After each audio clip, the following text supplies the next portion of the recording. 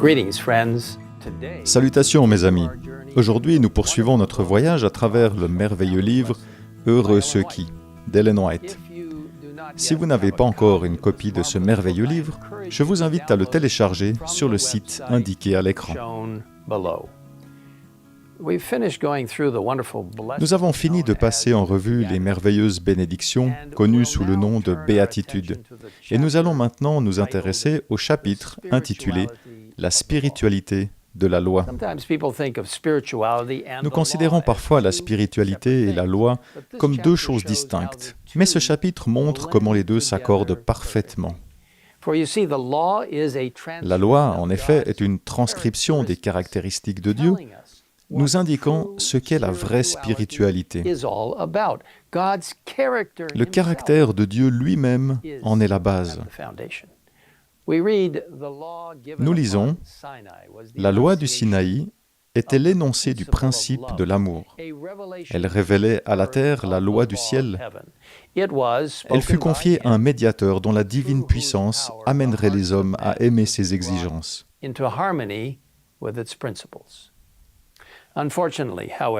Malheureusement, la loi est trop souvent considérée comme une liste de choses à faire et à ne pas faire, à cocher comme un indicateur de spiritualité.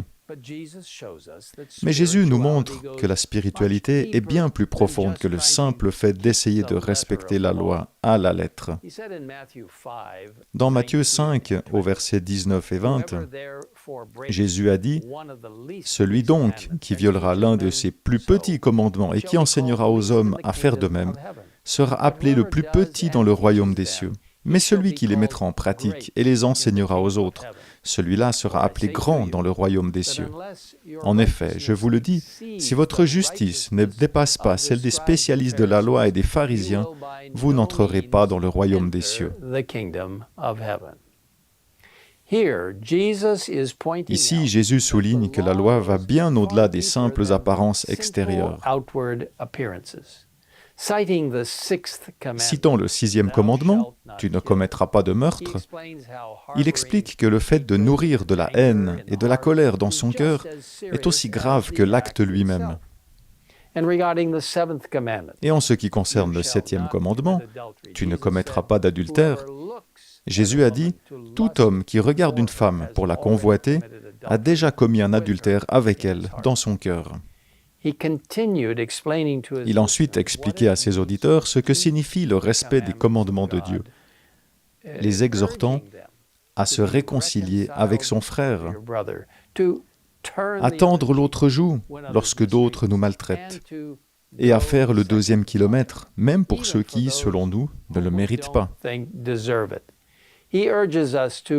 Il nous exhorte en disant « Aimez vos ennemis, bénissez ceux qui vous maudissent, faites du bien à ceux qui vous détestent, et priez pour ceux qui vous maltraitent et qui vous persécutent. » Et pourquoi nous demande-t-il de faire ces choses apparemment impossibles? Pour que nous puissions être comme lui. En effet, il fait lever son soleil sur les méchants et sur les bons, et il fait pleuvoir sur les justes et sur les injustes.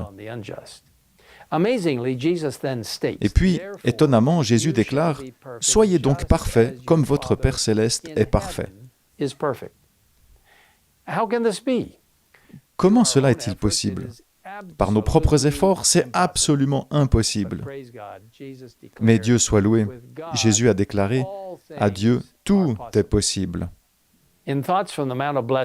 Dans « Heureux ceux qui », nous lisons « En observant la loi, Jésus a fait ressortir son immuabilité et a montré que par sa grâce, les fils et les filles d'Adam peuvent parfaitement s'y conformer. »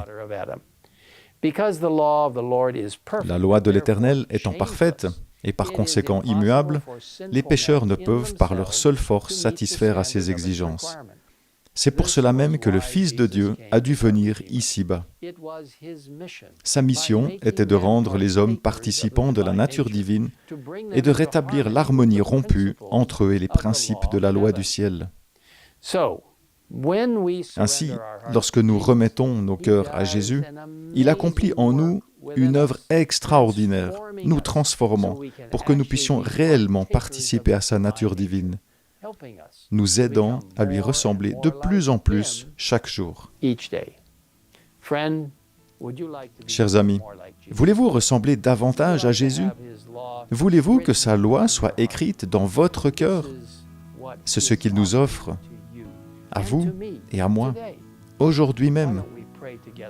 Pourquoi ne prions-nous pas ensemble maintenant, en lui demandant d'accomplir cette œuvre merveilleuse dans nos vies, afin que nous ne puissions que le glorifier?